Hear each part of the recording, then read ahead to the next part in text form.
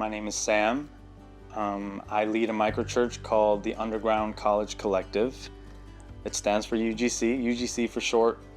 And this ministry has a heart for students on campus at USF, HCC, UT, and hopefully beyond. And our vision is to see kingdom communities dedicated to the worship and mission of Jesus Christ birthed on every campus in Tampa Bay. UGC got started. It's a funny story because out of college, I told myself I was never going to do campus ministry ever again because I had some cuts and burns from my time there. But I still had a heart to obey God, and I still had a heart to figure out what it means to say yes to His call to make disciples of all nations.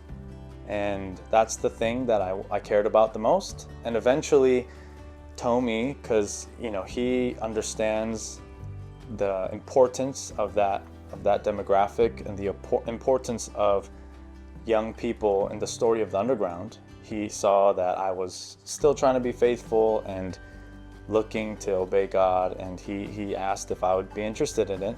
And initially I was like, what are you doing? That's crazy. But there was that desire in my heart to wonder, is this the best way to obey that general call to make disciples of all nations in my life, in my personal? Is this an opportunity that God, number one, is doing to reframe my understanding of my past and history? Two, to see that God can use broken parts of our stories and turn it into something new, turn it into something beautiful. I mean, there is something there where He just loves to write stories like that. So that's how it started, just obedience, trying to be.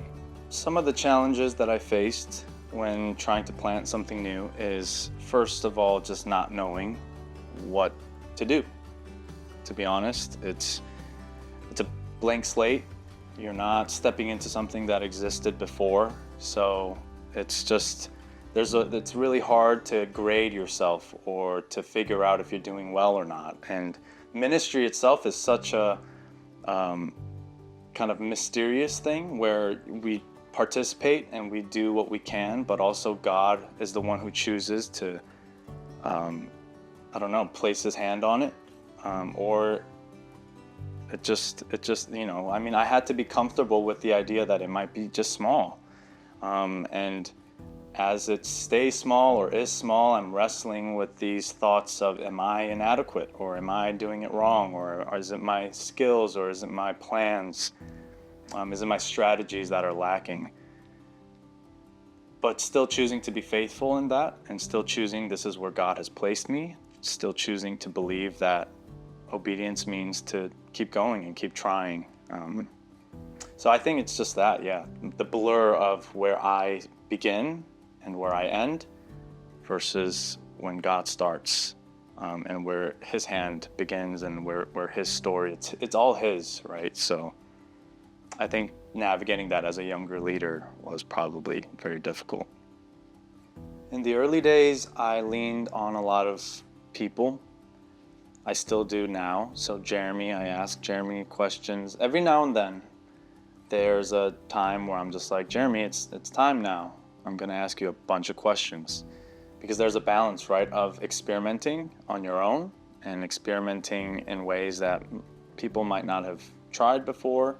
I think there's value in that, but also like mentorship, learning from people who've gone before you, who are smarter than you, who know better than you, I think is just a great tool that I've got to have. And give yourself space and room to experiment and make mistakes.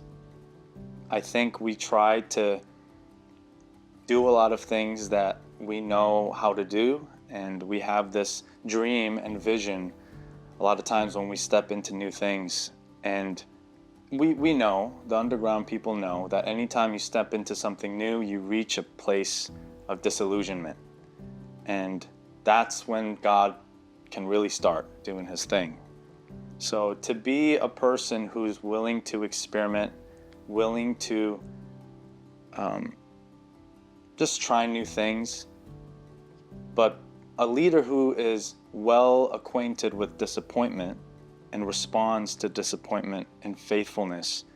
I think that's just like a crucial thing that people need to grasp as they try to do new things.